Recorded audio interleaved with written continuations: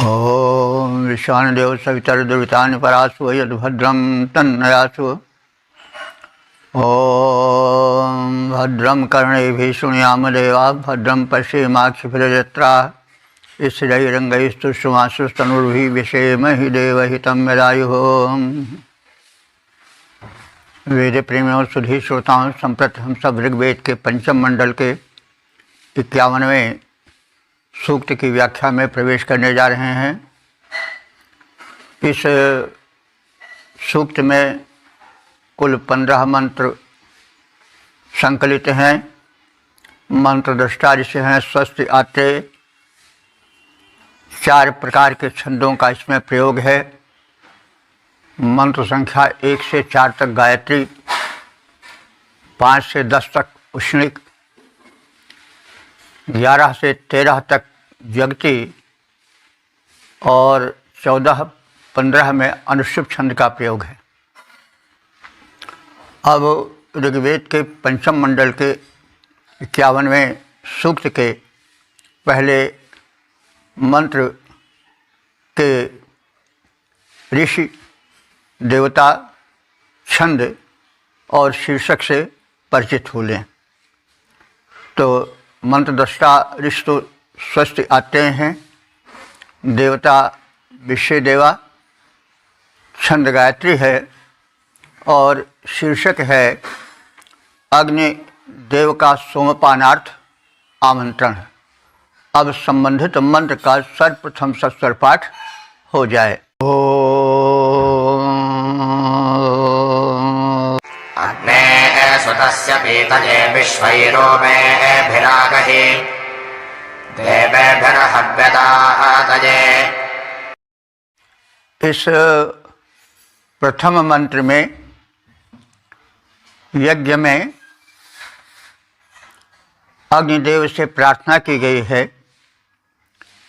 कि वे अन्य सभी संरक्षक देवताओं के साथ हमारे यज्ञ के कर्मभूमि में पधारें। तो अग्नि के विषय में हम जान चुके हैं।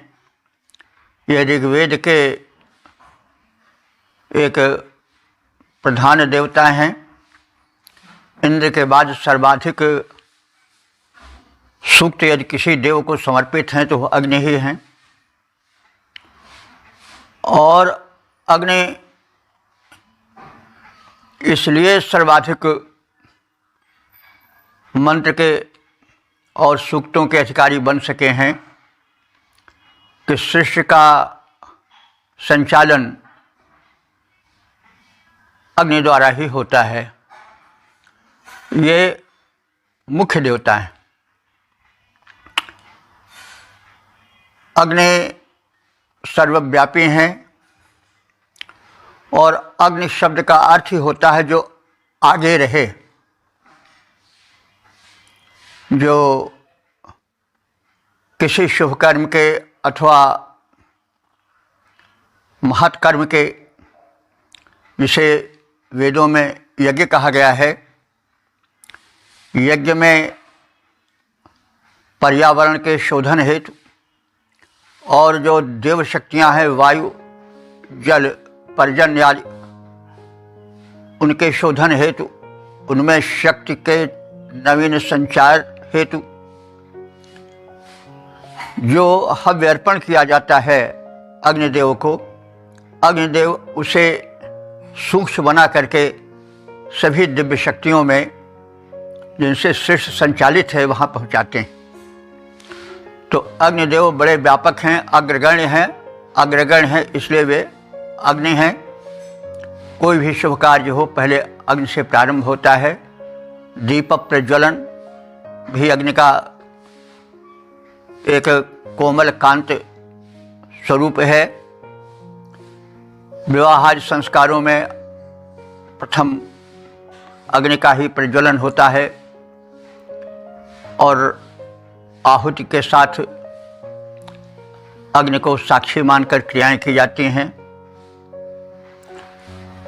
अग्नि ही प्रकाश बनते हैं, दीपक बनते हैं, शुभ कर्मों में दीप प्रज्वलन होता है, उसमें भी अग्नि पूजा होती है अग्नि की।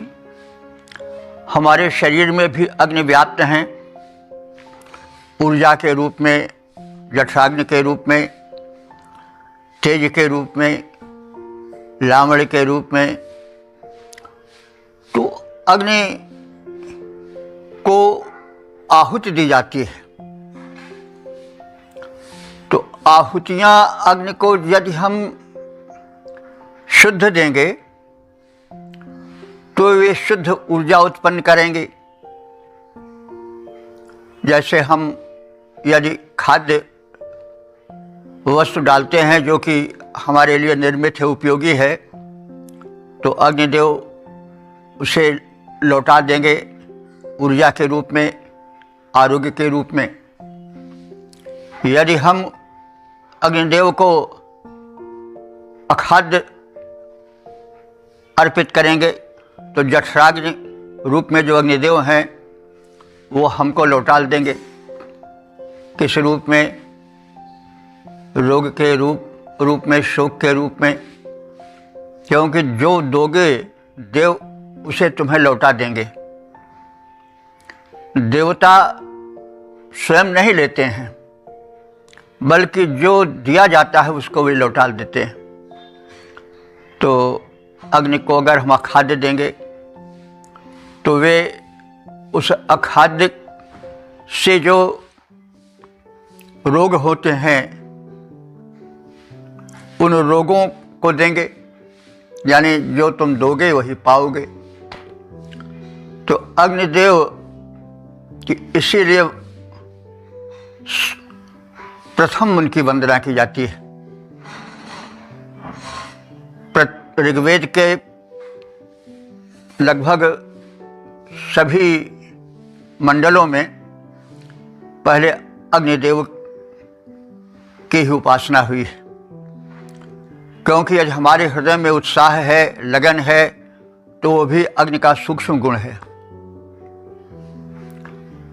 निरा श्वास का खेल कहो यदि आग नहीं है गाने में।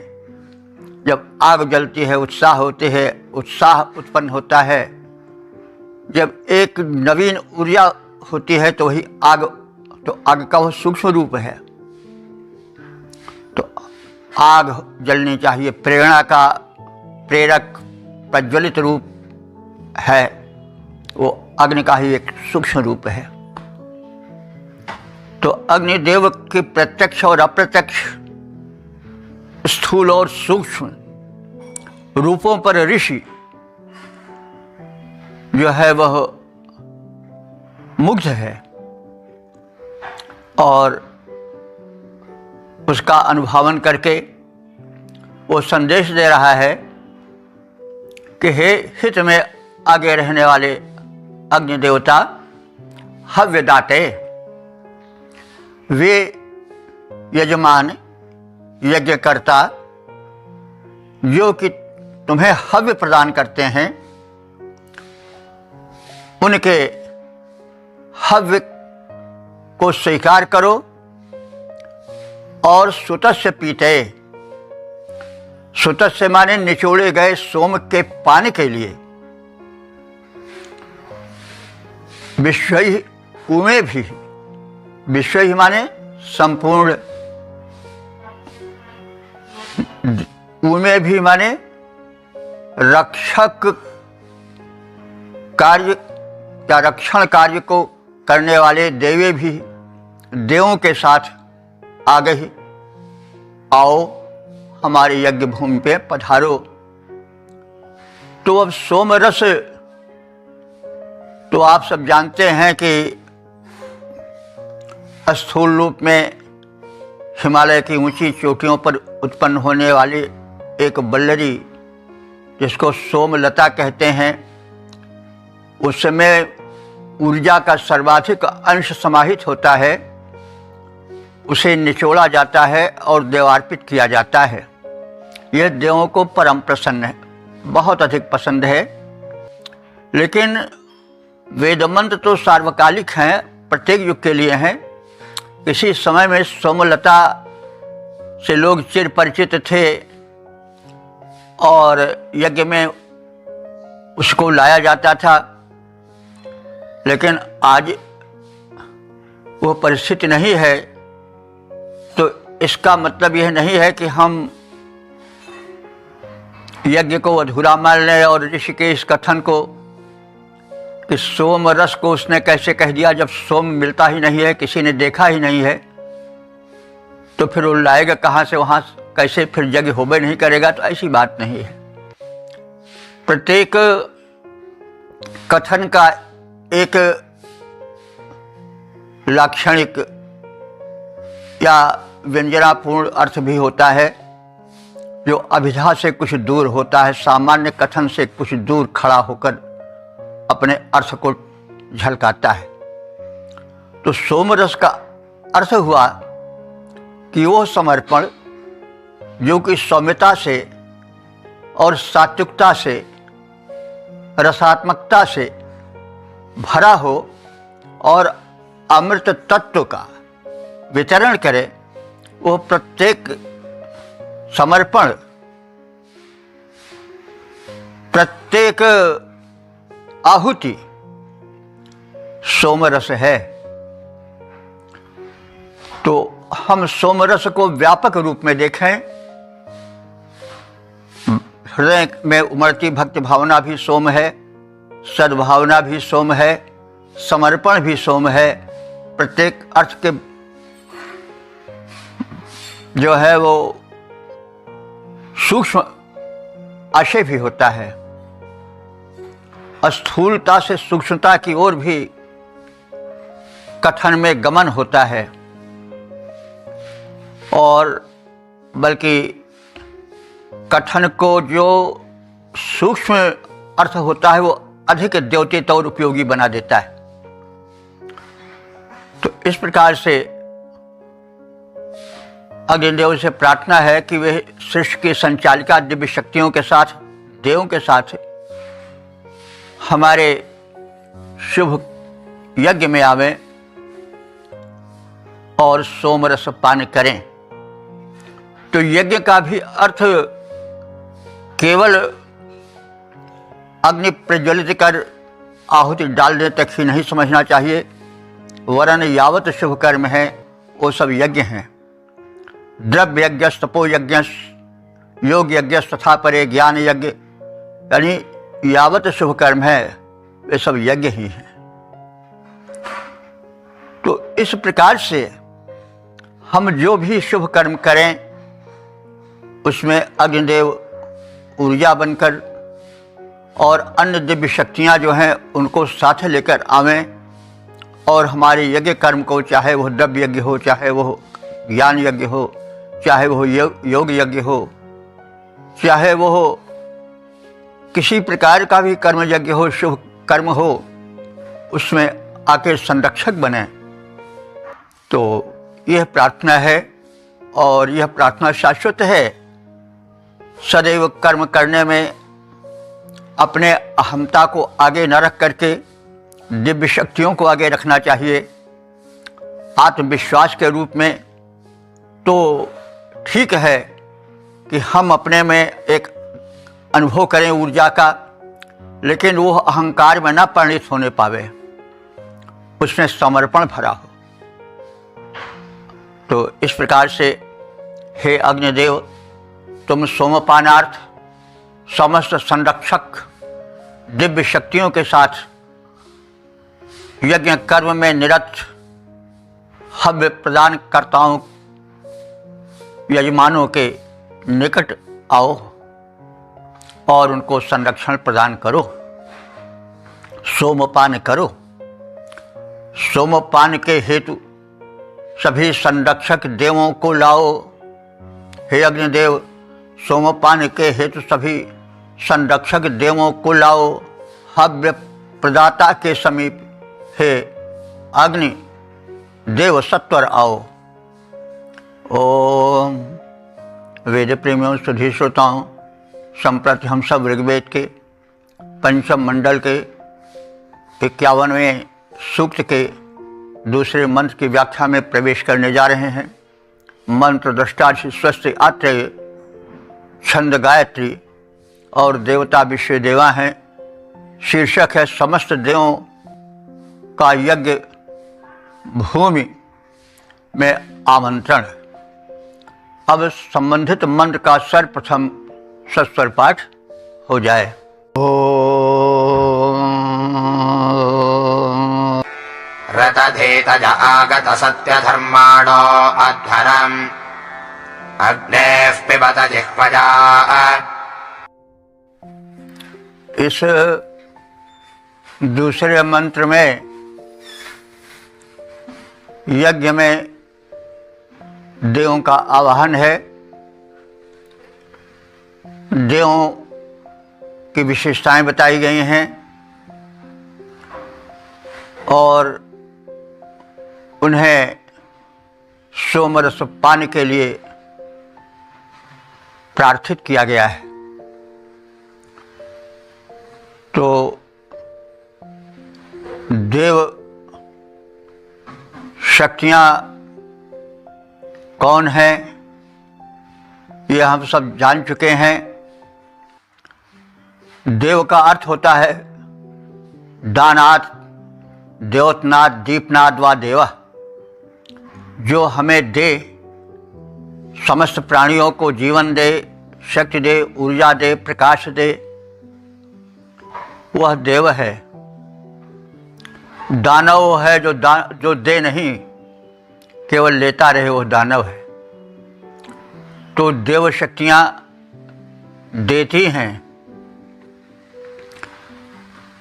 सूर्य हमें प्रकाश देता है, वे देव है। अग्नि हमें सर्वस्व देते हैं, वे देव हैं। वायु हमें जीवन देते हैं, प्राणवायु बनकर हमारे शरीर में स्थिर हैं, वे देव हैं। जल हमें जीवन देते हैं, वे देव हैं। नदियाँ भी देव हैं। जो कुछ देते हैं वो सब देव हैं। हमारे सनातन में, वैदिक धर्म में देवमय जगत माना गया है और सबसे मैत्री संबंध रखने की बात कही गई है।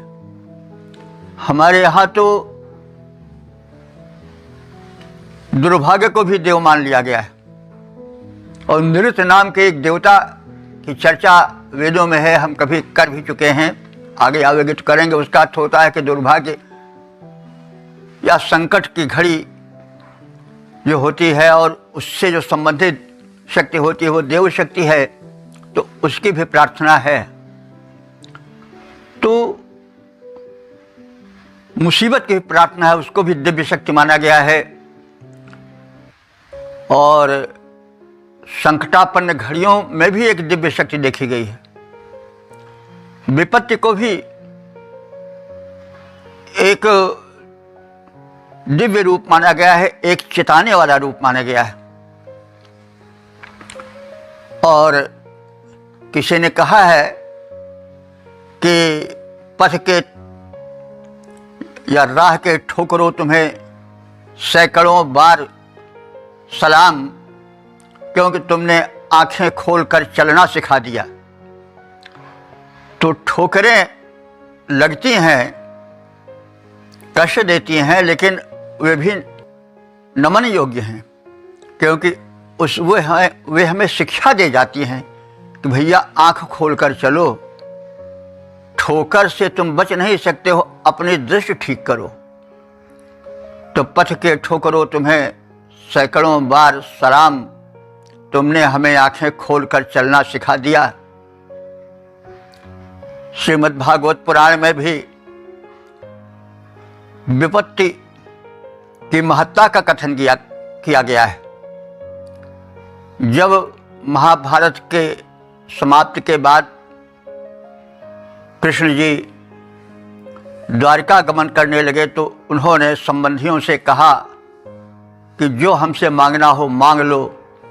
उसी क्रम में वे कुंती के पास गए और कहा कि बुआ जी, आप जो कुछ चाहो हमसे मांग लो। तो उन्होंने कहा कि दे पाओगे? कहन क्यों नहीं दूंगा, कहन मांगो। तो कहन हमको विपत्ति दो। अरे कहन अभी विपत्ति से पेट नहीं भरा, लाक्षागृह में जलाए जाने की विपत्ति आई, वन वन भटकने की विपत्ति आई। क्या विपत्ति तुमने नहीं सहा, भी तुम्हारी विपत्ति से पेट नहीं भरा? तो उन्हें कहा कि हम कैसे माने, जब हम विपत्ति में थे तब तो तुम हमारे साथ थे, आज जब विपत्ति दूर हो गई, हमारे पुत्र सम्राट बन गए, तो तुम हमें छोड़कर जा रहे हो, तो हम कैसे माने कि यह जो सुख है वो हमारे लिए कल्याणकर है? हम तो उस दुख की वंदना करते हैं जिसमें तुम हमारे साथ रहते हो। तो हमारे यहाँ हमारी संस्कृति में जो हमें दे, शिक्षा दे, भले कष्ट दे, लेकिन हमें शिक्षा दे, हमारी आंखें खोल दे, वो जो है वो दिव्य है, वो दिव्य शक्ति की करामात है।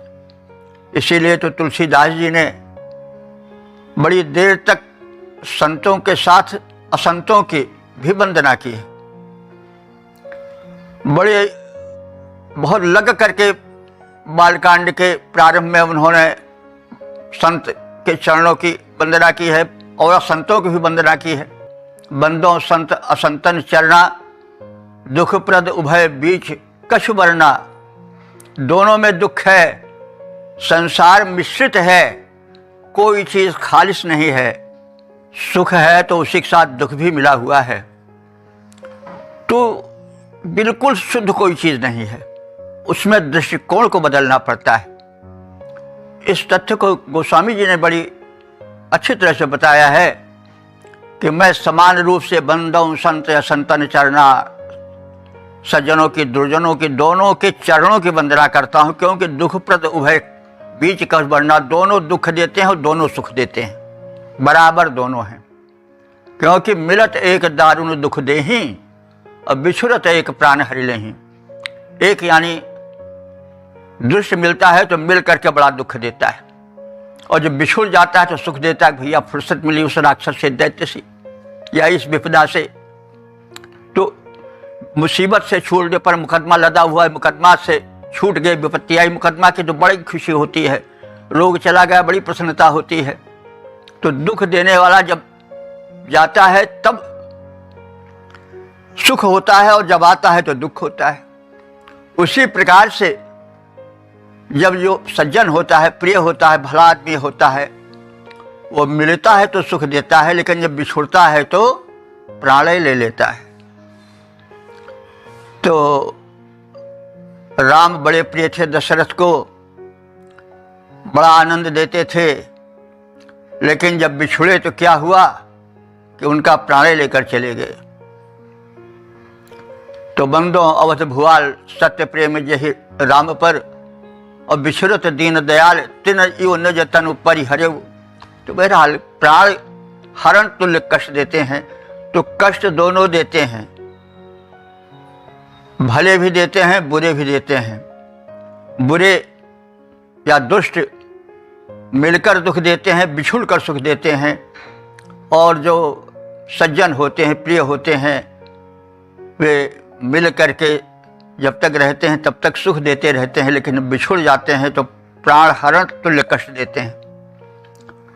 तो इसलिए देवों की परिकल्पना बड़ी दूर तक है।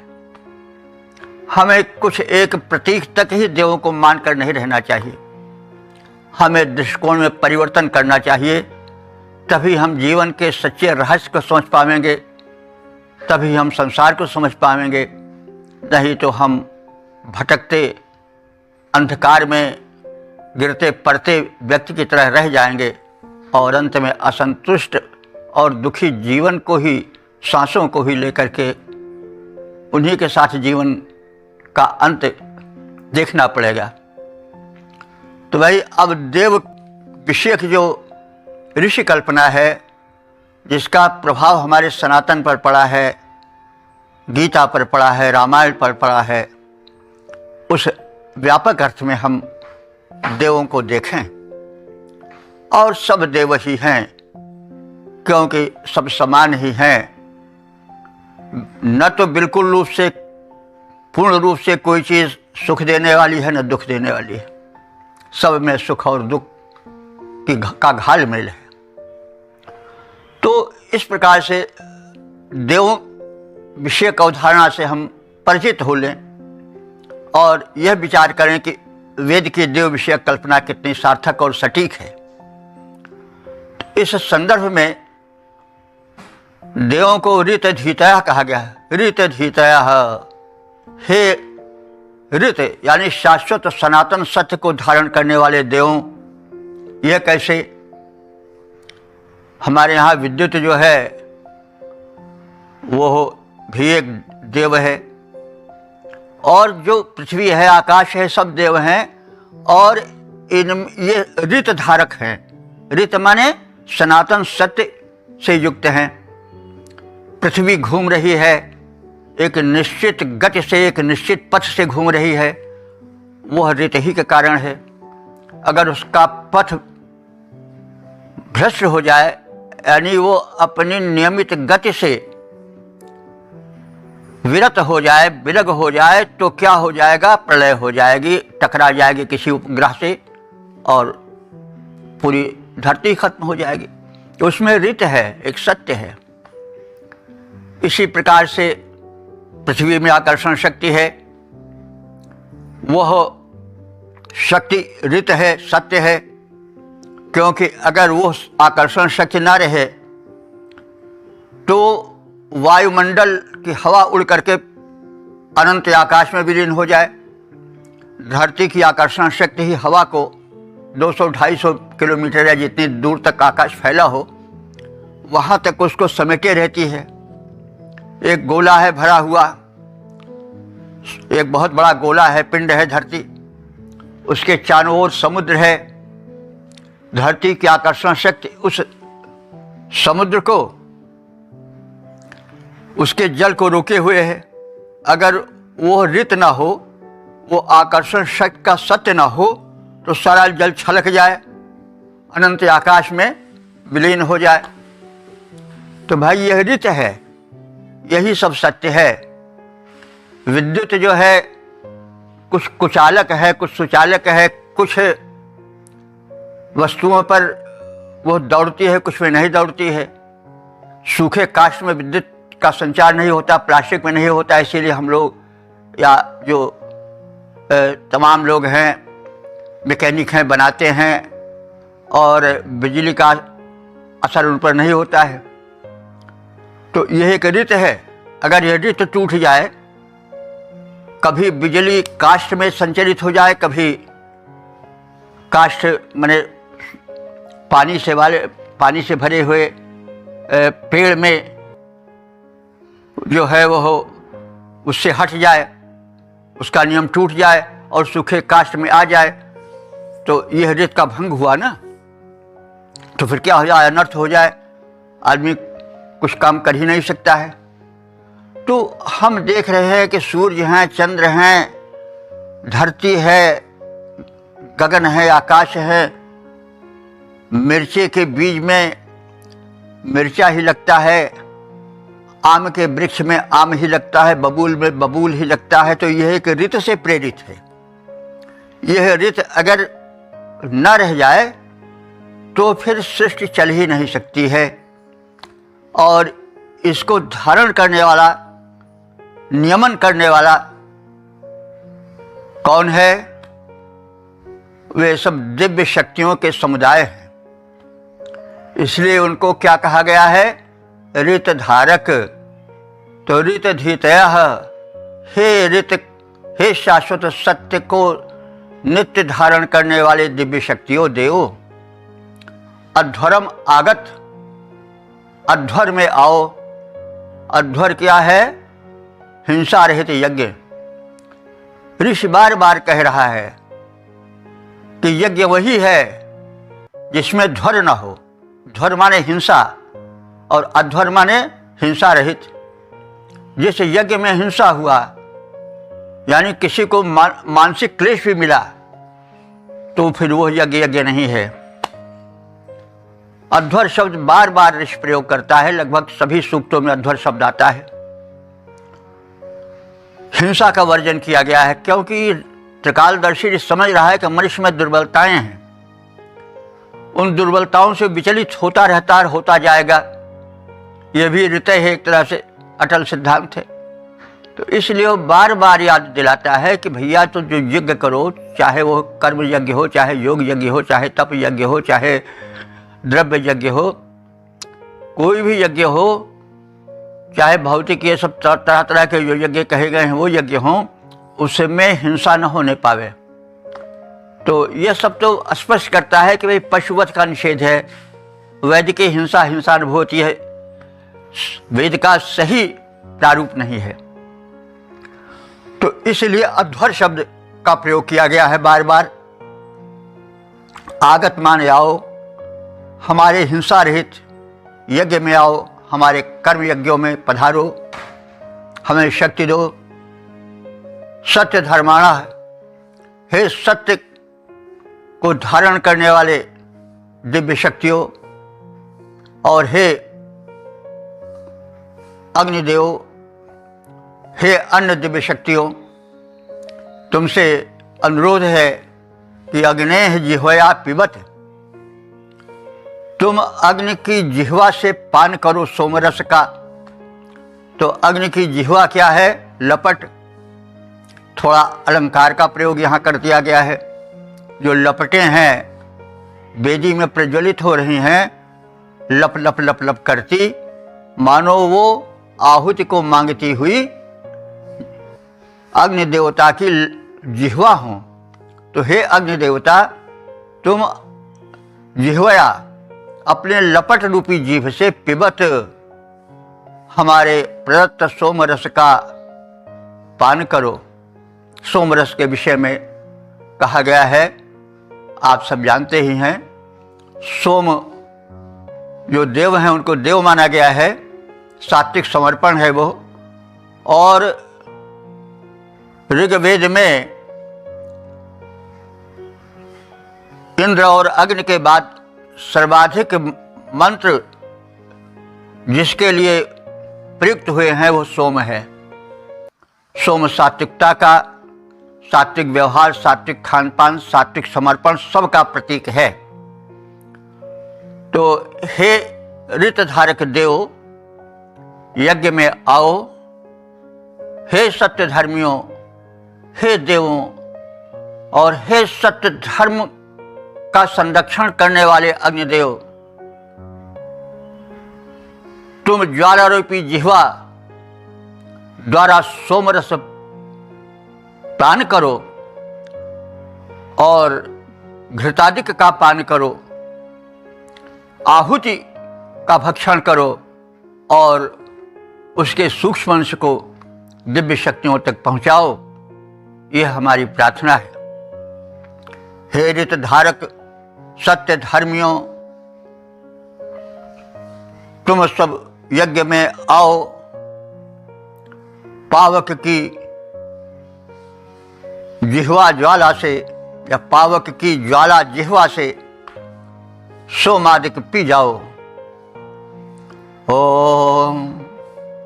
वेद प्रेमियों, सुधी श्रोताओं, संप्रति हम सब ऋग्वेद के पंचम मंडल के 51वें सूक्त के तीसरे मंत्र की व्याख्या में प्रवेश करने जा रहे हैं। मंत्र दृष्टा ऋषि स्वस्ति आत्रेय, देवता विश्व देवा, छंद गायत्री है। शीर्षक है प्रातःकालीन यज्ञ में अग्निदेव का आमंत्रण। अब संबंधित मंत्र का सर्वप्रथम सस्वर पाठ हो जाए।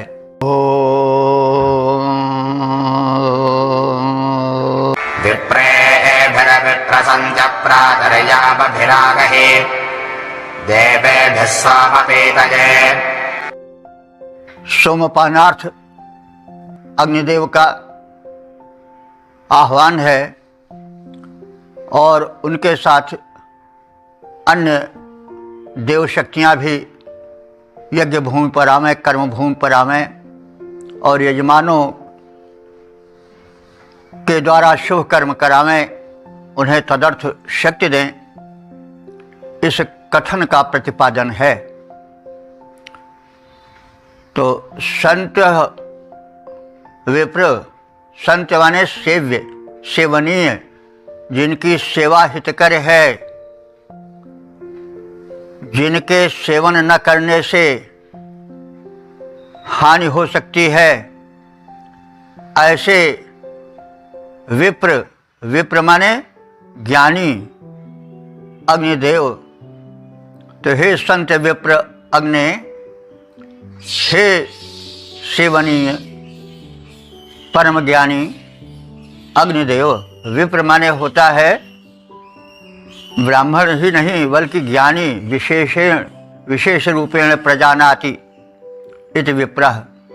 जो तत्वज्ञानी हो, संसार के सत्य को विशिष्ट रूप से जानने वाला हो, वही विप्र है। तो हे सेव्य विद्वान अग्नि, तो वेद कभी विप्र किसी जाति विशेष को नहीं कहता है, बल्कि इस विप्र के अंतर्गत समस्त ज्ञानी विज्ञानी आ जाते हैं। वैज्ञानिक, तत्वज्ञानी, आध्यात्म ज्ञानी, भौतिक ज्ञानी, यावत ज्ञान है सब विप्रत्व के अंतर्गत आ जाता है। जिसमें ज्ञान का समावेश हो सभी विप्र हैं, कोई जाति विशेष विप्र नहीं है। यह ऋग्वेद स्पष्ट रूप से कहता है। तो हे सेवनीय और हे विप्र रूप अग्नि देवता, आप पधारो। कहाँ पधारो? प्रातः यज्ञ, प्रातःकालीन यज्ञ में पधारो। यज्ञ 3 त्रिकाल होता था, प्रातः, मध्याह्न और सांध्य वेला में। तीनों समय वेदी में अग्नि का प्रज्वलन होता था, आहुति डाली जाती थी, दिव्य शक्तियों का श्रवण किया जाता था, आत्मशक्ति का संवर्धन होता था, और इस प्रकार से एक पुष्ट और कल्याण में जीवन की भूमिका बनाई जाती थी। तो प्रातःकालीन यज्ञ में सर्वज्ञ तत्वज्ञानी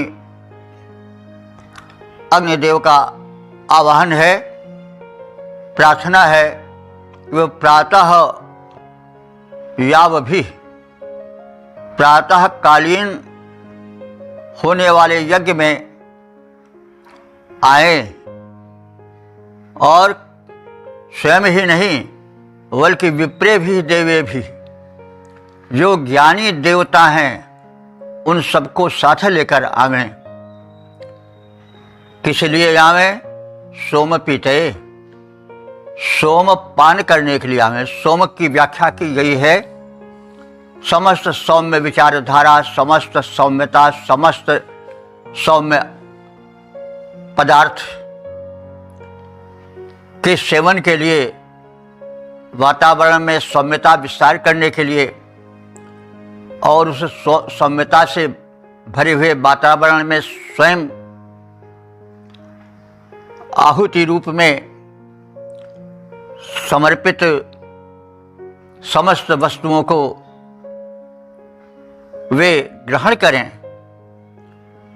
सोमपान जो कि सौम्य भावना से सना हुआ है, उस नैवेद्य को ग्रहण करें और तदर्थ आगे भली भांति आगमन करें। तो हे सेव्य अग्निदेव, प्रातः काल के हम सबके यज्ञों में आप ज्ञानी देवों के साथ अश्ववेग से पधारो और सोमपान करो, ऐसी आपसे प्रार्थना है। अग्निदेवता प्रातः कृपया अश्ववेग से आओ।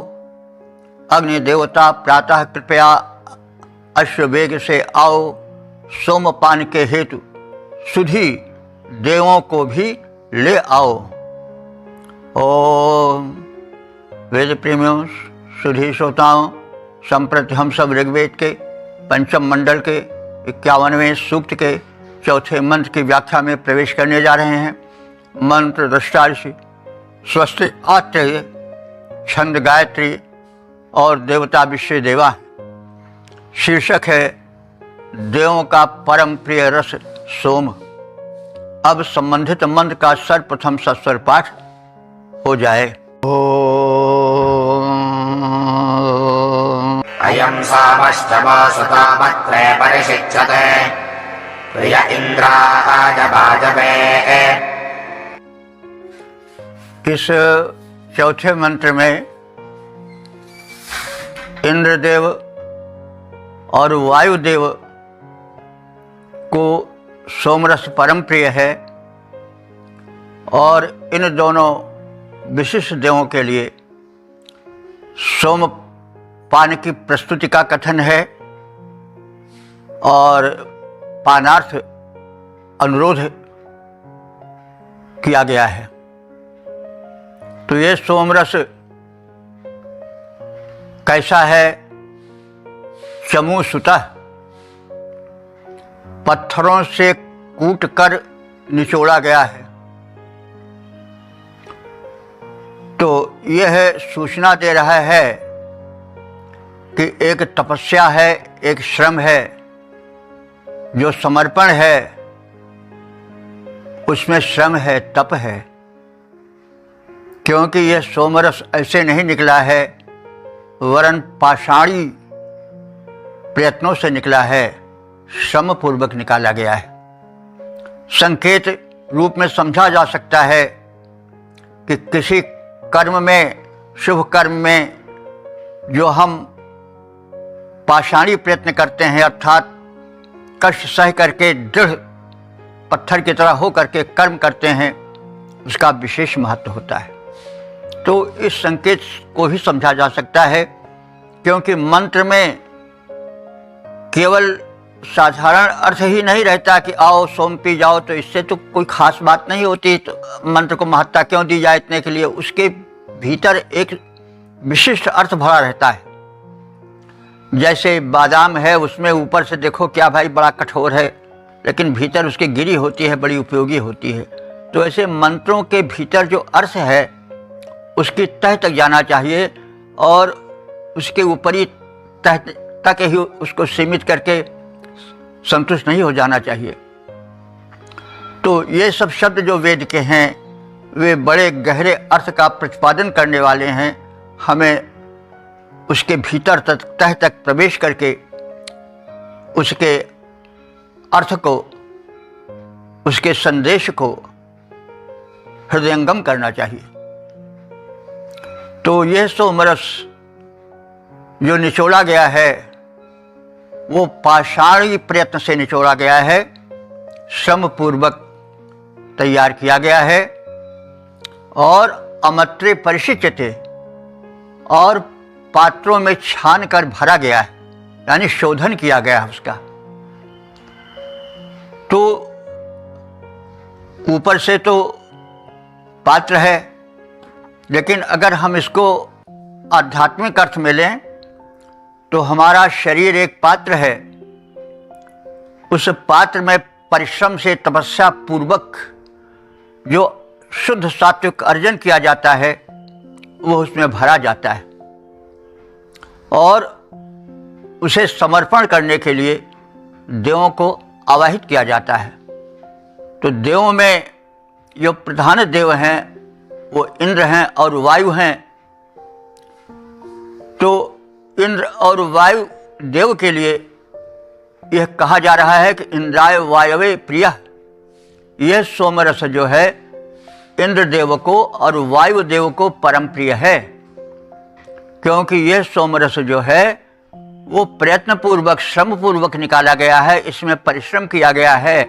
ऐसे ही नहीं हराम के धन की तरह उसको लेकर के दान दिया जा रहा है। दान की एक पात्रता होती है, दान की एक विशेषता होती है। ये नहीं कि थोड़ा सा दिए और बहुत की आकांक्षा किए।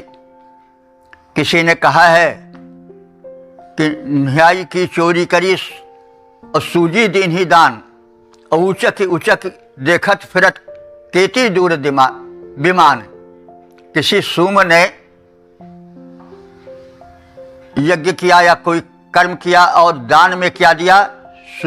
सूजी दिया, छोटा सा सूजा जो एक बहुत थोड़े से लोहे से बना है, तो उसको तो दान में दिया। और किस लिए दिया कि चोरी क्या किया, निहाई एक लोह पिंड होता है, आज तो नहीं लेकिन जो कुछ उम्र दराज लोग हैं वो जानते होंगे कि पहले जब लोहार लोग किसी अस्त्र को बनाते थे, किसी लोहे के सामान को कृषि कर्म के लिए बनाते थे, फार आदि को, या उस लोहे को एक विशेष लौह पिंड पर रखते थे, तो उसको निहाई कहा जाता था। तो निहाई 10-15 किलो का कम से कम रहता ही था, 20 किलो का, क्योंकि उसी पर लोह वो जो होता था प्रहार घन का, उसी पर किया जाता था। तो वो 15-20-25 किलो का जो निहाई होती थी, लोहपिंड होता था जिस पर लोहार रख करके पीटता था लोहे को, वो कीमती होता था। तो चोरी किसकी किया? उस निहाई की किया जो 15-20-25 किलो का था। और उस दोष के परिहार के लिए क्या किया? एक सुई का या एक सूजे का दान किया, और अपने को इतना महान मान लिया दानी कि ऊंचा की हेरत फिरत उचक उचक करके देखता है वो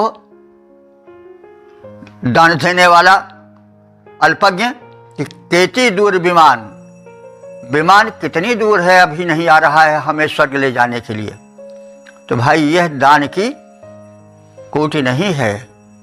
जो दिया जाए वो श्रम पूर्वक अर्जन किया हुआ दिया जाए, जिसको आजकल प्रचलित भाषा में हराम की कमाई कहते हैं। उससे करोड़ों अरबों खरबों का घोटाला किए और किसी को दे दिए 100, 200, 400 रुपये, तो वो चीज़ नहीं है। दान शुद्ध होना चाहिए। हम जो देवार्पण करें वो हमारे श्रमपूर्ण कमाई से संबंधित हो। यह संदेश, सूक्ष्म संदेश इस छोटे से गायत्री मंत्र में दिया गया है। तो कहा गया है कि हे इंद्र और वायुदेव, हम तुम्हारे समर्पण के लिए, तुम्हें अर्पित करने के लिए जो सोमरस तैयार किए हैं वो पाषाणों से कूट कर निकाला गया है, बड़े श्रम से निकाला गया है। और यह अमत्रे परिशिच्यते सुपात्र में छाना जा रहा है। तो सुपात्र से, जैसा अभी हमने निवेदन किया है कि यह शरीर ही एक सुंदर पात्र है, इसमें सौम्य भावों का सोमरस भरा हुआ है, और तदर्थ उस सोमपान करने के लिए किसको आमंत्रित किया जा रहा है? इंद्राय, इंद्र के लिए, वायवे, वायु देवता के लिए, जो कि उनको परम प्रिय है। तो अब इसको आप थोड़ा और भी समझ सकते हैं कि इंद्र जो है वो एक देव विशिष्ट तो है ही हैं, जो कि ब्रह्मांड में व्याप्त हैं, ब्रह्मांड के नियामक हैं, नायक हैं। वेदों में इंद्र सर्वोत्कृष्ट देव माने गए हैं, नियामक देव माने गए हैं। लेकिन वे ही इंद्र हमारे आत्मा में, हमारे शरीर में आत्मा बनकर रहते हैं। तो उस आत्मा रूपी इंद्र को, तो और वायवे माने वायु रूप देव को, हमारे शरीर में वायु देवता प्राण बन करके रहते हैं। तो हमारे प्राण को, प्राण शक्ति के संवर्धन के लिए उस दिव्य देव को जो सात्विक आहार प्रस्तुत किया जाता है वही सोमरस है। और उससे इंद्र देवता भी पुष्ट होते हैं। जब हम प्राणायाम आदि करते हैं और हम सात्विक आहार करते हैं तो आत्मबल बढ़ता है, आत्मशक्ति और ऊर्जा का संवर्धन होता है। इसलिए इंद्राय वायवे प्रिया, यह जो सोमरस है, सौम्य भावों का रस है, साधना का रस है, यह जो प्रयत्न पूर्वक, त्याग तपस्या पूर्वक अर्जित किया जाता है, वो शरीरस्थ पात्रस्थ, शरीर पात्रस्थ इंद्रदेव को, आत्मा रूप में बैठे हुए उस परमात्मा को और प्राण रूप में उपस्थित उस वायुदेव को सादर समर्पित है और यह रस उनको प्रिय भी है। इंद्राय वायवे प्रिय, इंद्र और वायु को यह परम प्रिय है। तो पत्थरों से कूटकर निचोड़ा गया सोमरस पात्रों में छाना जाता है। यह सोम इंद्र और वायु को परम प्रिय है। कूट पत्थरों से यह सोम निचोड़ा जाता है। इंद्र वायु देवों को यह प्रिय अतिशय भाता है। ओम वेद प्रेमियों सुधी श्रोताओं, संप्रति हम सब ऋग्वेद के पंचम मंडल के 51वें सूक्त के 5वें मंत्र की व्याख्या में प्रवेश करने जा रहे हैं। मंत्र दृष्टाधि स्वस्ति आत्रेय, छंद उष्णिक और देवता विश्वदेवा हैं। शीर्षक है यज्ञ में वायु देवता का आवाहन। अब संबंधित मंत्र का सर्वप्रथम सस्वर पाठ हो जाए।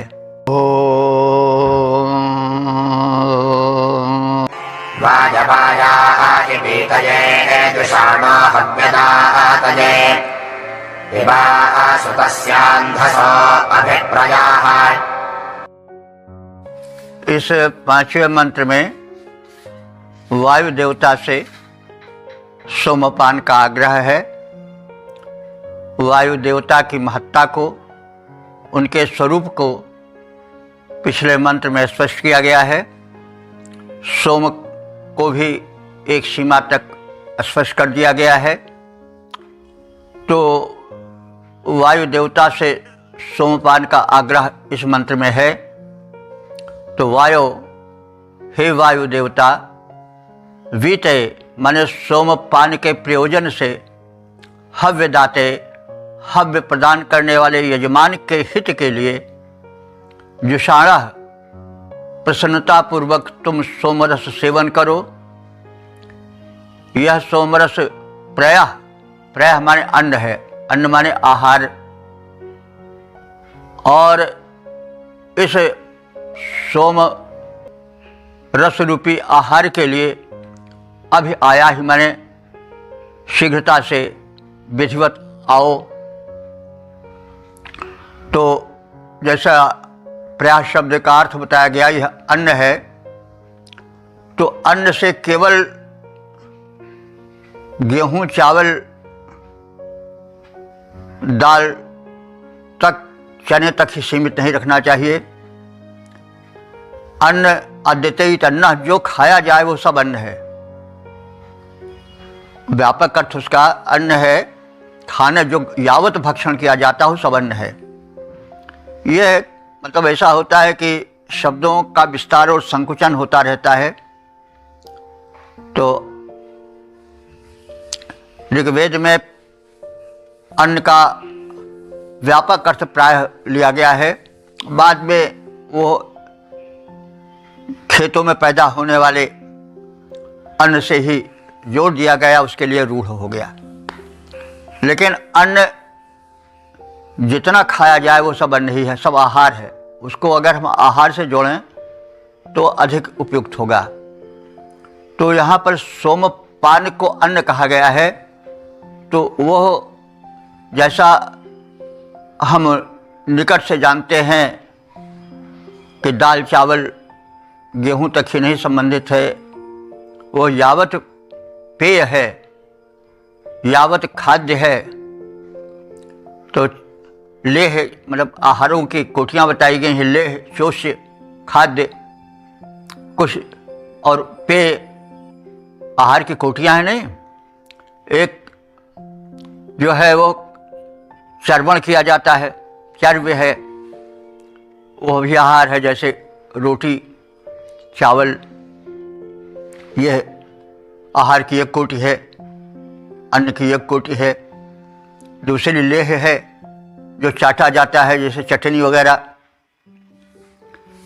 और एक चोष्य, एक चूसा जाता है, जैसे आम आदि को चूस करके हम खाते हैं। और एक पेय होता है जिसको हम पीते हैं, जैसे रस है या दुग्ध है। तो ये सब आहार की कोटियाँ हैं। व्यापक दृष्टि से यह सब अन्न ही है।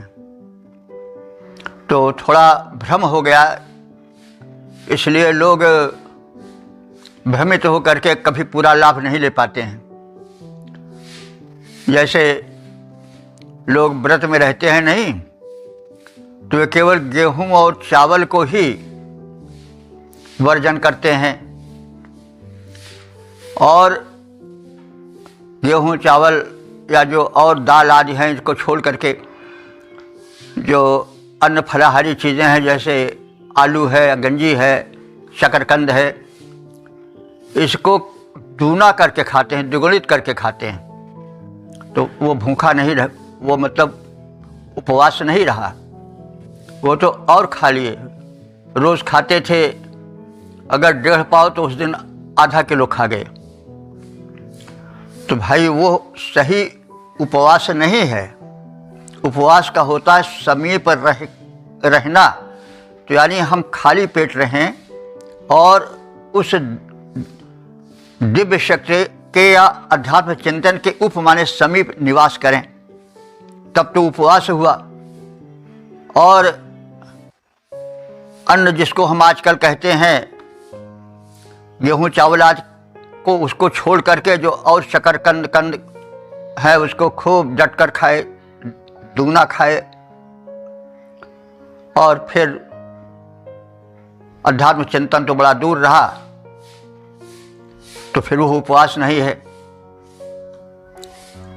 तो वह व्रत नहीं है। तो यहाँ पर जो प्रयाह है वो अन्न के अर्थ शब्दार्थ तो उसका अन्न है, लेकिन वह यावत खाद्य पदार्थ हैं, चाहे चोष हो, लेह हो, पेय हो, वो सब उसके अंतर्गत आ जाते हैं। तो सोम रस तो पेय है, वो रस है, लेकिन उसको यहाँ पर अन्न कहा गया है, प्रयाह कहा गया है। अंधस भी शब्द उसी अर्थ में आते हैं। आगे जो शब्द है वो अंधस शब्द है, निचोड़े गए सोम के लिए। तो सोम तो रस है, तो वो तो पेय है, लेकिन उसको अन्न कहा गया है। तो अब स्पष्ट हो जाना चाहिए कि जो यावत आहार है जो हम ग्रहण करते हैं, चाहे वो चोष्य हो, लेह हो, भक्ष्य हो, वो सब जो है वह अन्न है अथवा आहार है। तो अब निवेदन किया जा रहा है वायु देवता से कि आप आओ और स्वतः अंधसः पिब, जो हम निचोड़े गए सोमरस को अन्न रूप में प्रस्तुत कर रहे हैं, अंधस कहते हैं अन्न को, उसको आप जो है पिब माने पान करो। तो अन्न का तो पान नहीं किया जाता ना, वो तो जो हम आज दाल रोटी खाते हैं, चावल तो चबाते हो, तो चर्वण किया जाता है, वो पेय थोड़े है। तो अब यहाँ पर अंधसः पिब, अन्न का पान करो, तो अन्न का पान तो नहीं किया जाता है। तो इससे सिद्ध हुआ कि यावत आहार है वो सब अन्न है। तो हे वायु देवता, तुम सुतस्य माने निचोड़े गए सोमरस रूपी अंधस का अन्न का पान करो, अर्थात उसको ग्रहण करो, और इस प्रकार से हमारे इस यज्ञ को सफल बनाओ।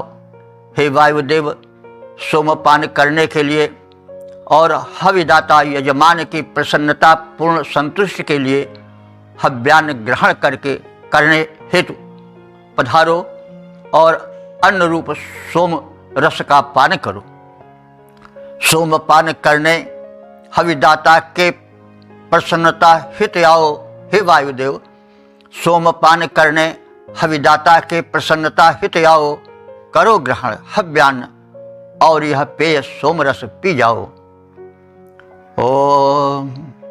वेद प्रेमियों सुधीर श्रोताओं, संप्रति हम सब ऋग्वेद के पंचम मंडल के 51वें सूक्त के 6ठे मंत्र की व्याख्या में प्रवेश करने जा रहे हैं।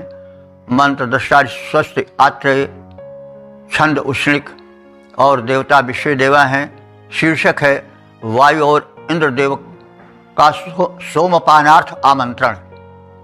अब संबंधित मंत्र का सर्वप्रथम सस्वर पाठ हो जाए।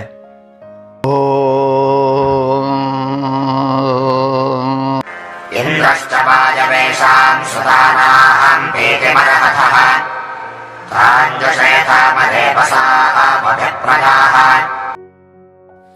इस छठे मंत्र में भी वायु और इंद्र, इन दोनों देवों को सोमपानार्थ आमंत्रित किया गया है। तो वायु, हे वायु देवता, इंद्र, हे इंद्र देवता, ऐशाम सुतानाम, इन निचोड़े गए सोमरसों को पीतिम अर्हता, पीतिम माने पीने के लिए, अर्हता माने अधिकारी हो, पात्र हो, तुम दोनों सोमपान के अधिकारी पात्र हो। प्रयः अभि, प्रयः माने अन्न, इस सोमरस रूपी अन्न अर्थात आहार के पानार्थ तुम हमारी ओर शीघ्र आओ, हमारी यज्ञ भूमि पर पधारो। अरेपसा, तुम दोनों, अरेप, रेप कहते हैं पाप को,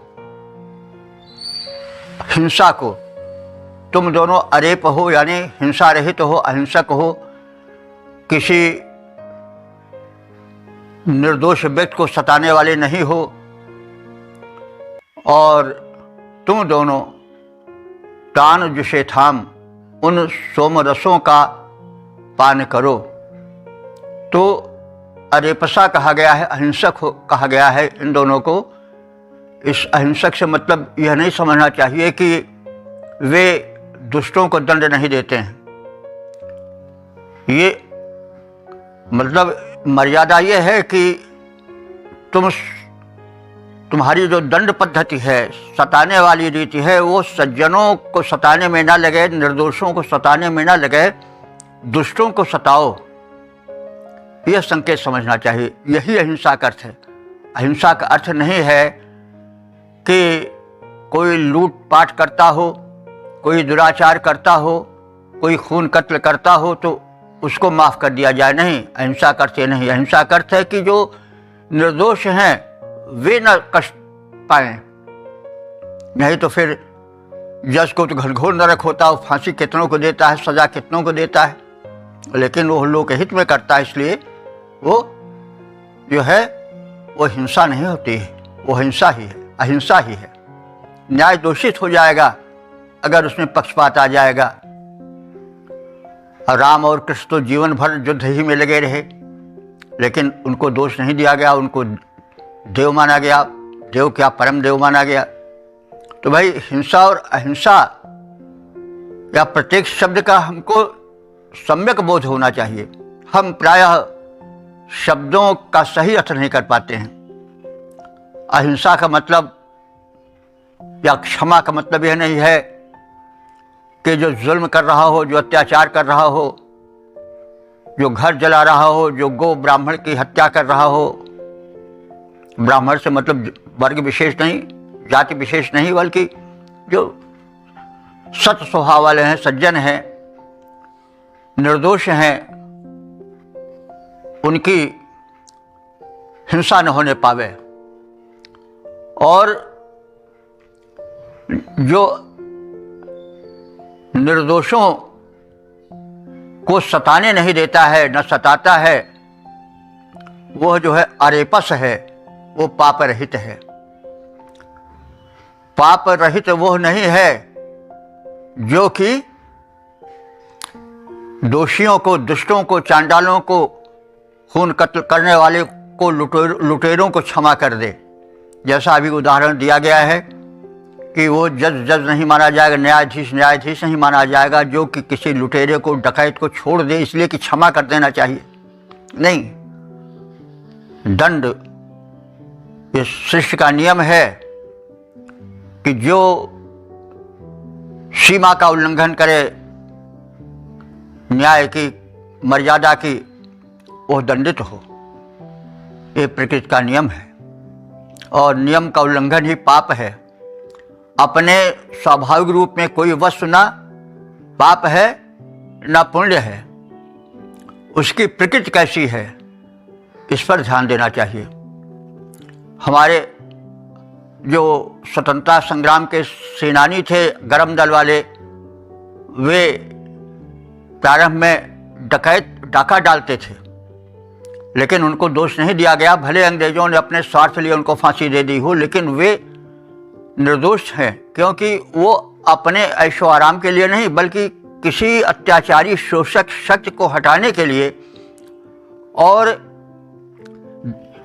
हथियार कहाँ से मिले इसके लिए जो धनी जालिम लोग थे, धन संचित किए हुए थे, ऐसे जमींदारों को लूटते थे, तो उन डकैती डालते थे। जैसे यह काकोरी कांड में अंग्रेज़ों का खजाना लूटा गया था, जिसमें पंडित राम प्रसाद बिस्मिल थे, चंद्रशेखर आज़ाद थे और बड़े बड़े क्रांतिकारी थे। तो उनको सज़ा भले मिली हो, लेकिन वे निर्दोष हैं, इसलिए कि उनकी वो लूट अपने ऐश्वर्य के लिए, अपने सुखोभोग के लिए नहीं थी, वरन एक अत्याचारी के जुल्म से देश को मुक्त करने के लिए होता था, क्योंकि वो शासन, उस शासन के अंतर्गत तमाम लोग, निरपराध लोग पीछे जाते थे, उनका शोषण होता था। उस शोषण की मुक्ति के लिए जो प्रयास हुआ, डकैती हुई, लूटपाट हुई, वो लूटपाट नहीं कही गई, उसकी प्रशंसा हुई। वे बलिदानी वीर थे, भले दुष्टता के चंगुल में पड़ करके उनको दंड मिला हो, बात अलग है, लेकिन वो दंड जो है वो कभी न्याय नहीं माना गया। तो यह कहने का मतलब है कि कर्म कोई अपने में ना शुभ है ना शुभ है, उसकी प्रकृति और उसका प्रयोजन, उसमें नियत देखा जाता है कि कर्ता की नियत कैसी है। कोई बड़ा शुभ कर्म करे, यज्ञ करे, दान दे, लेकिन 10 दे करके 100 की पाने की इच्छा करे, तो वो दान नहीं रह जाएगा, वो दूषित हो जाएगा। तो नियत का, प्रयोजन का सबसे पहले ध्यान देना चाहिए। अगर उस व्यक्ति की नियत शुद्ध है तो दान तो बहुत ऊंची चीज़ है, लेकिन उसके पीछे अपहरण वृत्ति नहीं होनी चाहिए।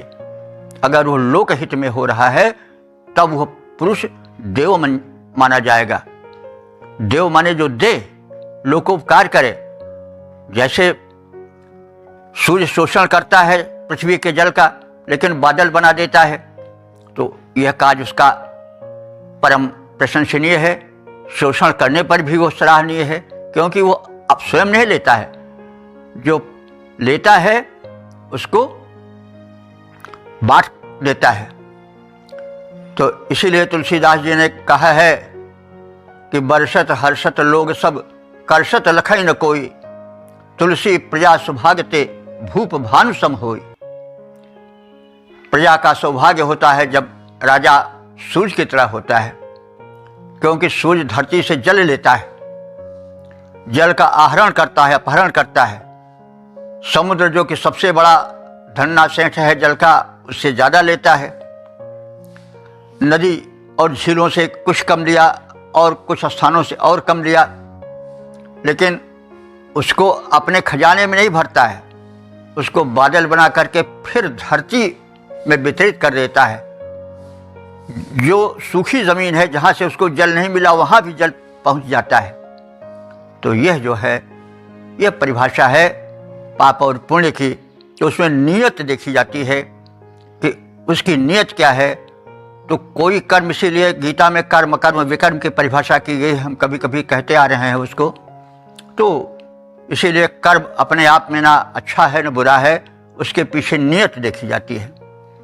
तो उसी संदर्भ में बात कही जा रही है कि तुम सोम पीने के योग्य हो और अरेपस हो, अहिंसक हो। तो यहाँ अहिंसा पर बात उठी। अहिंसक का मतलब हुआ कि तुम निर्दोषों को पीड़ित नहीं करते हो, लेकिन इसका अर्थ नहीं है कि तुम सदोषों को भी, दोषियों को भी क्षमा कर देते हो, इसका मतलब ये नहीं हुआ। तो तान जुषेथम, हे तुम दोनों इंद्र और वायुदेव, आओ और हमारे उस भक्ति भाव भरे सौम्य रस का पान करो। तो वायुदेव, इंद्रदेव और सोमरस के विषय में पिछले मंत्र में बहुत कुछ कहा जा चुका है। तो इस प्रकार से हम उसके स्वरूप को समझें और इस प्रकार से मंत्र में निहित संदेश को विधिवत समझकर प्रसारित करें और त्रिकालदर्शी ऋषियों के संदेश से विश्व कल्याण में संलग्न हों, सहभागी बने। तो हे वायुदेव, तुम भी और इंद्रदेव दोनों इस समर्पित सोमरस के पान के अधिकारी हो। तुम दोनों शांतमना उच्चमना होकर इधर पधारो और सोमरस का पान करो। आपसे हम सबका यही अनुरोध है। हे वायुदेव, तुम और इंद्र हो सोमपान के अधिकारी, शांतमना आकर पी जाओ सोम स्वरस जो गुणकारी। ओम। वेद प्रेमियों, सुधी श्रोताओं, संप्रति हम सब ऋग्वेद के पंचम मंडल के 51वें सूक्त के 7वें मंत्र की व्याख्या में प्रवेश करने जा रहे हैं। मंत्र दशा स्वस्थ यात्रे, छंद उष्णिक और देवता विश्व देवा हैं। शीर्षक है इंद्र वायुदेव का आवाहन। संबंधित मंत्र का सर्वप्रथम सस्वर पाठ हो जाए।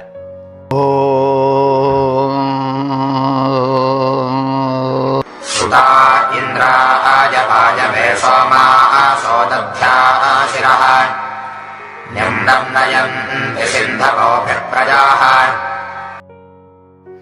इस 7वें मंत्र में इंद्र और वायुदेव से दधि मिश्रित सोमरस पान का आग्रह है। तो इंद्र और वायुदेव के स्वरूप का कथन पिछले मंत्र में किया जा चुका है, इसलिए अब पुनः उसके आवृत्ति की आवश्यकता नहीं है। उसी संदर्भ में यह अर्थ देखें। इंद्र वायवे, हे इंद्र और वायु देवता, तुम्हारे लिए यानी तुम दोनों के पान के प्रयोजन से दध शिरा सोमासः सुताः, ये निचोड़े गए सोमरस दध शिरा माने दधि से मिश्रित कर दिए गए हैं। सोमरस में जब दही मिला दिया जाता था तो अधिक सुस्वाद और गुणकारी हो जाता था। तो उसी ओर संकेत है कि हम सब भक्ति भाव पूर्वक उसमें दधि मिश्रित कर दिए हैं। अब और आप सब चाहें तो दध से मतलब हुआ सद्भावना, सब प्रेम आदि कुछ कर सकते हैं, क्योंकि जो समर्पण हो उसमें शुद्ध प्रेम रहना चाहिए, अहंकार पूर्वक नहीं। क्योंकि देव जो हैं वो अहंकार पूर्वक अर्पण को नहीं स्वीकार करते हैं। लेकिन यदि प्रेम है, नम्रता है, समर्पण है, तो यह कहना बुरा नहीं है कि यह जो आपको नैवेद्य चढ़ाया जा रहा है या जो समर्पण किया जा रहा है यह उत्तम कोटि का है। यह कहने की आवश्यकता नहीं है। अगर कहा जाता है तो बुरा भी नहीं है, क्योंकि वो शुद्ध समर्पण भाव से युक्त है। भगवान जो हैं या देव जो हैं भक्ति भाव के भूखे होते हैं। इसीलिए तो कृष्ण ने दुर्योधन के अहंकार मिश्रित उस मिष्ठान्न को, मेवों को और सुस्वादु व्यंजनों को ठुकरा दिया था और विदुर के घर सूखा साग खाए थे। तो वही चीज़ है कि यहाँ पर जो दध शिरा कहा गया है कि दध मिश्रित है, तो यह कुछ इस भाव से नहीं कहा गया है कि देखो हम बहुत अच्छा तैयार किए हैं, इसमें कोई अहम भाव नहीं है, बल्कि यह समर्पण से युक्त है। और जब समर्पण होता है, नम्रता होती है, तो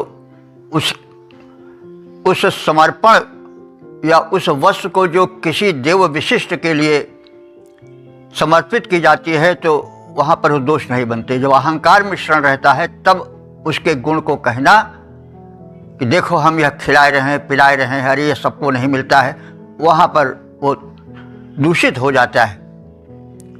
तो यहाँ पर जो दध शिरा कहा गया है, ये सोमरस के गुणवर्धन के हेतु कहा गया है, क्योंकि सोमरस में जब दही मिला दिया जाता है तो अधिक सुस्वाद और गुणवर्धक हो जाता है।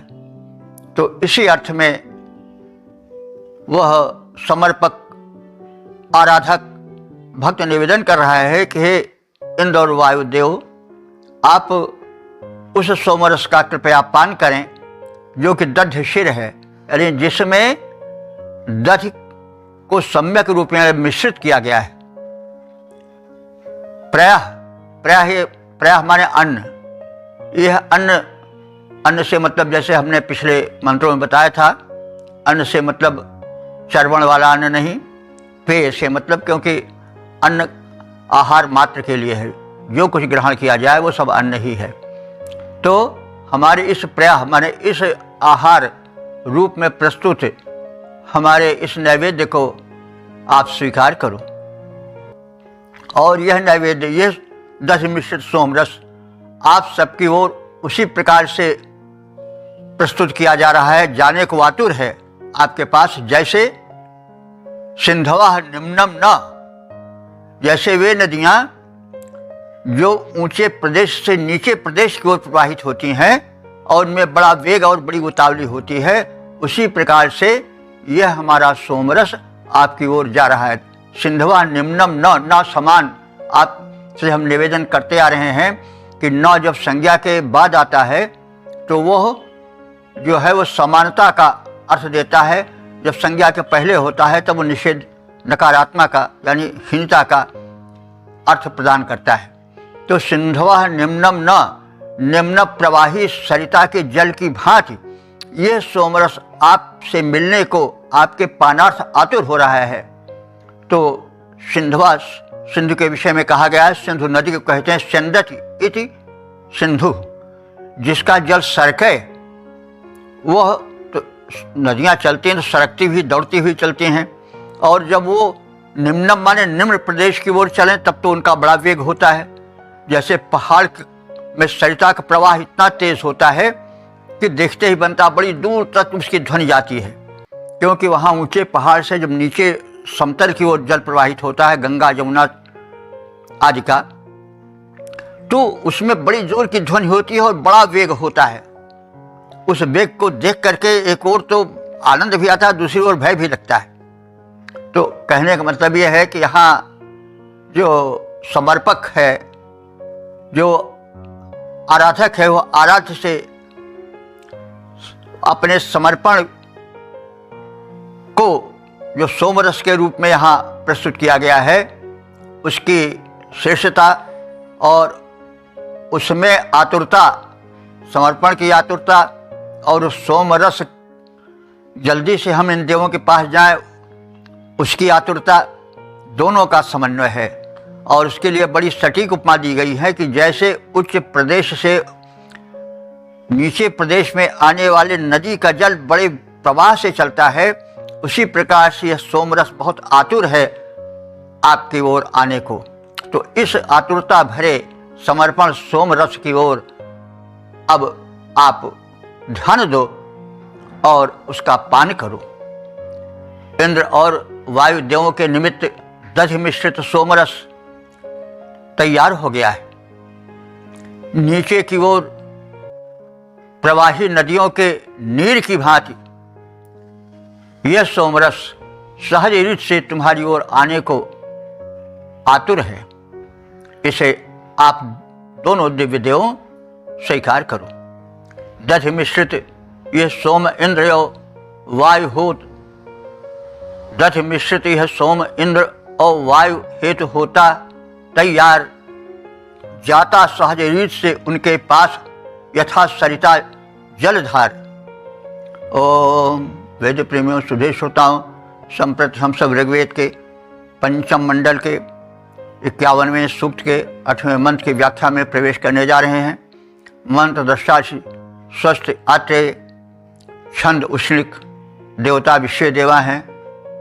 शीर्षक है अग्नि देव से देवों को साथ लेकर यज्ञ में आने हेतु प्रार्थना। अब संबंधित मंत्र का सर्वप्रथम सस्वर पाठ। हो जाए। सजोर्विश्वे भर्देवेभिरश्मिभ्यामुषसा सजोः आयाह्यग्ने अत्रिमत्सुदेरणान्। इस 8वें मंत्र में अग्नि देवता से अनुरोध है कि वे स्वयं आएं और अपने साथ सभी दिव्य शक्तियों को लाएं, यज्ञ सफल हो और दोनों अश्विनी कुमारों और उषा को विशिष्ट रूप से इस यज्ञ में बुलाएं और लाएं और स्वयं आएं और सोमरस पान करें, सोमयज्ञ को धन्य बनाएं। तो अग्नि हे हित में सदैव अग्रगण्य रहने वाले हमारे निकट के प्रत्यक्ष देवता अग्नि अत्रिवत आया है। जैसे अत्रि ऋषि बड़े उत्सुकता से, बड़े मनोयोग से यज्ञ भूमि पर आए हैं, वैसे आप भी विश्वे भी देवे भी समस्त देवों के साथ आगमन करो और अशिभ्याम उषसा सजूह, और विशिष्ट रूप से अशिभ्याम माने दोनों अश्विनी कुमारों को, जो कि आरोग्य शक्ति के संवर्धक और स्वामी हैं, नियंता हैं, वे भी आवें। क्योंकि जब स्वास्थ्य नहीं रहेगा तो फिर कोई धर्म कर्म नहीं हो पाएगा, क्योंकि धर्मार्थ काम मोक्षाणाम आरोग्य मूल उत्तमम। धर्म अर्थ काम मोक्ष सभी पुरुषार्थों का जो मूल है वो क्या है? स्वास्थ्य। तो स्वास्थ्य के नियामक देव वैद्य देव भिषज अश्विनी कुमार हैं। तो इसलिए दोनों अश्विनी कुमारों को लाओ, उषसा सजूह, साथ साथ उषा देवी को भी लाओ, और आया ही स्वयं तो आओ ही। सुते रण, सुते माने निचोड़े गए सोमरस से रण, रण माने आनंदित हो जाओ। अब यहाँ रण शब्द है आनंदित होने के अर्थ में है, जो हमारे सबके व्यवहार से बहुत दूर है। तो वास्तव में रण शब्द युद्ध के लिए जो होता है, इसलिए होता है कि रणति शस्त्राणि, वहाँ शस्त्र अस्त्र शोर मचाते हैं, अथवा मनुष्य चीख चिल्लाहट के साथ दौड़ते हैं, अश्व आदि भी सरपट दौड़ते हैं, रथ भी दौड़ता है, इसलिए वहाँ शब्द होता है, रणन होता है, कणन होता है, इसीलिए रण कहा गया है उसको। तो भाई वो शोरगुल मचता है, तोप गोले दगते हैं, अथवा रथ दौड़ते हैं, समय के हिसाब से जैसा होता है, युद्ध करने पर तो शोरगुल होता ही है, तो इसलिए उसको रण कहा गया है। लेकिन अब यहाँ पर कोई युद्ध तो है नहीं।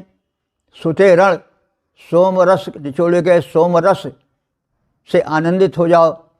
तो अब उस आनंद को रण कह दिया गया है। तो इसको इस रूप में जानना चाहिए, जब मनुष्य आनंदित होता है तो भी कुछ न कुछ शब्द होता है। वो हंसेगा, करताली हथौड़ी बजावेगा, या अन्य किसी रूप में अपनी प्रसन्नता व्यक्त करेगा, वाह वाह करके या कुछ करके, तो वो आवश्यक भी है। कोई शुभ कर्म कर रहा है, सेवा कर रहा है, तो मुँह लटकाए रखना या चुप रहना भी नहीं ठीक है। तो उसे में प्रसन्न होना, हंसना, मुस्कराना, वाह वाह करना, ये होना चाहिए। तो वही है। तो यहाँ भी सुते रण, इस निचोड़ गए सोमरस के पान में रण नहीं करो, बल्कि शब्द करो। शब्द कैसे? ध्वनि सूचक शब्द, हर्ष सूचक शब्द, हर्ष सूचक क्रियाकलाप, हंसना, मुस्कराना, हथेली बजाना, वाह वाह करना आदि सब हैं। तो इस प्रकार से सुतेरण इस निचोड़े गए सोमरस के पानी में आनंद सूचक करतल ध्वनि या शब्द आदि सुनाओ। तो हे अग्निदेव, संपूर्ण देवों के साथ, अश्विनी कुमारों और उषा के साथ प्रीतिपूर्वक इस यज्ञ भूमि पर पधारो। जैसे अत्रि ऋषि यज्ञ में प्रमुदित होकर पधारते हैं, आते हैं, वैसे ही तुम भी इस सोम यज्ञ में आओ, हर्षपूर्वक आओ और सोमपान से आनंद सूचक शब्द निकालो और आनंदित हो जाओ, प्रसन्न हो जाओ, और उस प्रसन्नता को देखकर हम सब भी प्रसन्न हो जाएं, संतुष्ट हो जाएं। तो हे अग्निदेव, सारे देवों को यज्ञ भूमि पर लाओ। हे अग्निदेव, सारे देवों को यज्ञ भूमि पर लाओ। अश्विनी कुमारों और उषा संग प्रीतिपूर्वक आओ। अश्विनी कुमारों और उषाओं को प्रीतिपूर्वक लाओ। अत्रि यज्ञ में आकर के प्रमुदित होते हैं, जैसे सोम यज्ञ में तुम सब हर्षित होकर आओ, वैसे